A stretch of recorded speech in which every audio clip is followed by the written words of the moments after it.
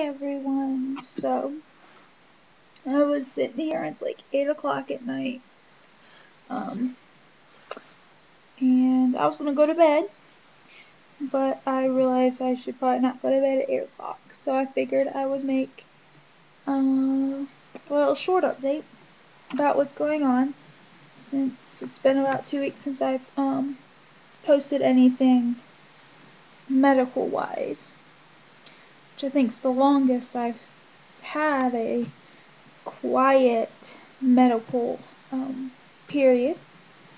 So that's good. 2 weeks ago I had posted the video. Sorry, my Skype's open. I had posted the video of where I had been sent to the ER. Or not the ER, the urgent care. And one of the social workers had contacted them from the hospital and said not to see me. So that following Monday, I called the hospital and I left her a message because she was not in her office. And I have called her 3 times or 4 times since then, leaving messages, and the way that the office is all the social workers share the same office, and there's a total of 4 of them. And the voicemail is all for, they all listen. And so anyone can call, and I did not specifically, say her name or anything. I was just, the first time I did, the second time, I was just like, asking for somebody to call me back.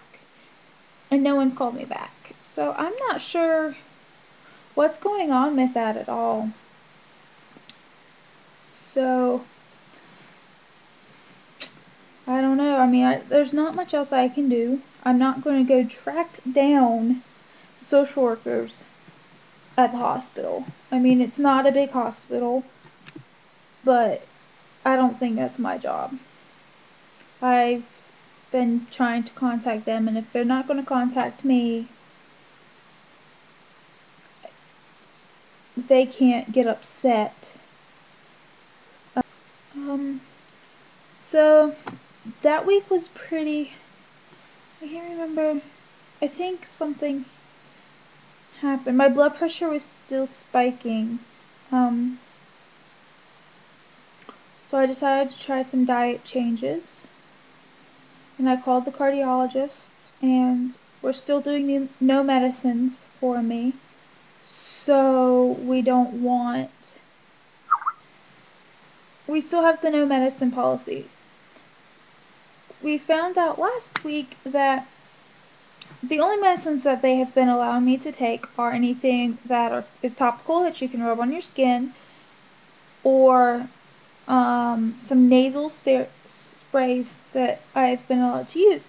Well, I had talked to a doctor I haven't seen in a couple years. He's a allergist I used to see. And I was asking him what I could do for my allergies, since I'm no longer allowed to take this medicine orally. I cannot anything. And so he suggested this nasal spray that you can get over the counter, and I can't even remember the name of it. And we watched what my blood pressure was doing, and last week I called the cardiology office back, and I was just like, well, my blood pressure is still, at one point it was 210/119. And I was just like, I don't know what else I can do.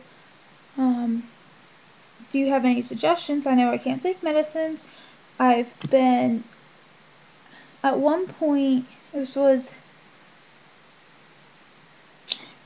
probably a week and a half ago, I was walking 8 to 10 miles a day.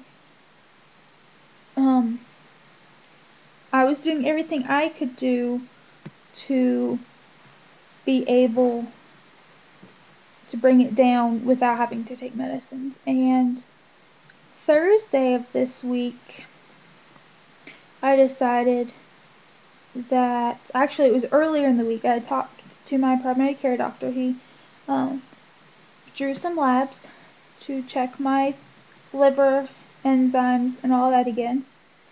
And while those are not coming down and we were really trying to have me avoid the hospital, like not as an inpatient but working, they didn't want me to work until we could figure out what was going on, but the levels just keep climbing, but I'm not having any tests come back saying that it's anything like a viral or anything like that I can pass on to others. That was weird. Something just made noise outside. It's my hand in the window. We're good.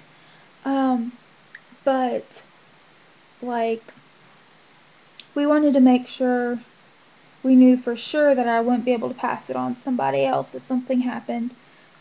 And we needed to make sure my white count had climbed back enough where I wasn't going to catch everything in the hospital, because my white count had got so close to having to put me in the hospital low.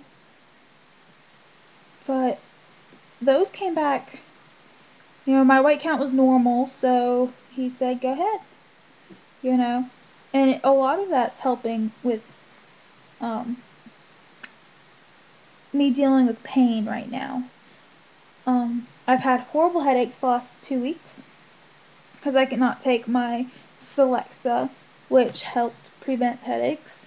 I cannot take anything for the headache since once I get it, I can't even drink caffeine because my heart rate is anywhere between 30 and 140, 150 easily. I got it up to 190 coming home last night. And I was just walking down the driveway.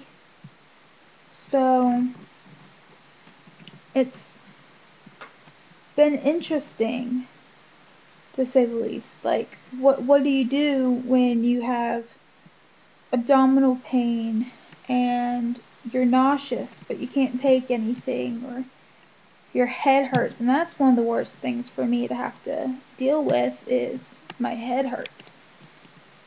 And so I've picked up aversion techniques extremely, especially lately. A lot of people have noticed I choose the rocker a lot in the living room to sit, and I move, and I'm trying not to move while I'm filming this because I don't want to make everyone sick. I walk a lot, and I'm still not eating a lot, so I'm having a lot of problem keeping up my caloric intake. So that's crazy. I can't eat, not only because of the nausea, but I guess I just haven't eaten so long that my stomach's actually just like shrunk. So I have to get it a little bigger again to be able to eat more than, half a piece of toast and be completely full for 5 or 6 hours. So Thursday, today's Saturday, and the person I'm talking to apparently left Facebook. Thursday I went in to work at the hospital, and it was the first time I had worked in 9 weeks, and I was so giddy. Like, I loved it. That's where I thrive. And when I got there, the secretary that was sitting there looked at me, and she was just like, Jessica, and her eyes got huge, and she couldn't really get up to come hug me where I was because of the heart monitors, and she has to sit and watch them. And so I came around and I gave her a hug, and she started crying. a couple of the nurses came over and were really happy and started crying, and I was just like, y'all can't cry. But it was really nice to, know that I was missed, for sure. But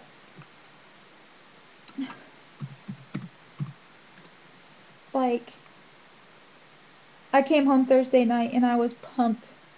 Like, I can't even explain. I don't know where the energy came from. And I don't know. I'm breaking something. I'm gonna stop. It was just crazy. And then Friday, I did it again, and I was up half last night because it was just that high, I guess, after being able to do it, and I haven't done it in so long. And I mean, we only had 7 patients on a 22 bed floor, so it was great because I heard on Wednesday they had all 22 beds full, and that would have been really overwhelming for me. So God was definitely watching out for me. Even the doctors, like the hospitalists, we have a couple new ones that I was just like, who is that? But the ones that I knew, they were even like, where have you been? Like, we heard you were sick, and everyone was very happy that I had color back, which is always good. I like having color. So, and it was a good way to end the week because it had been a long week for me. The family I'm living with, I guess they're a couple. I really need to stop saying family. They're an older couple. They're in their 50s. They have 2 sons. One is 27 and one's 29. Well, their 27-year-old son came to town for the week, brought his wife and their son. Their son is 20 months old, and he was very fond of me. And I do have this effect on children where I connect with them very easily, and even apparently I was told that this 20-month-old, I don't know who's talking, that's freaking me out, but like the 20-month-old apparently does not like warm up to people very fast. And it was like the first night he wanted to sit in my lap and bring stuff and want me to read, and I was just like, oh my gosh. And he was like constantly following me around. This is not the first time that I have, had people tell me this. I mean, I used to work at a daycare, and I mean, I've been around kids my entire life. I mean, in high school, that's what I did. I babysat, and so it was just interesting. He wouldn't, like, always follow me, and I was like, I'm just tired. So, I don't know.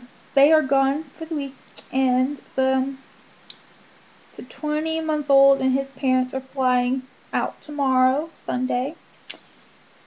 And his parents, the ones I'm staying with, will be back late tomorrow night. So, and they left yesterday, so I've had the house to myself.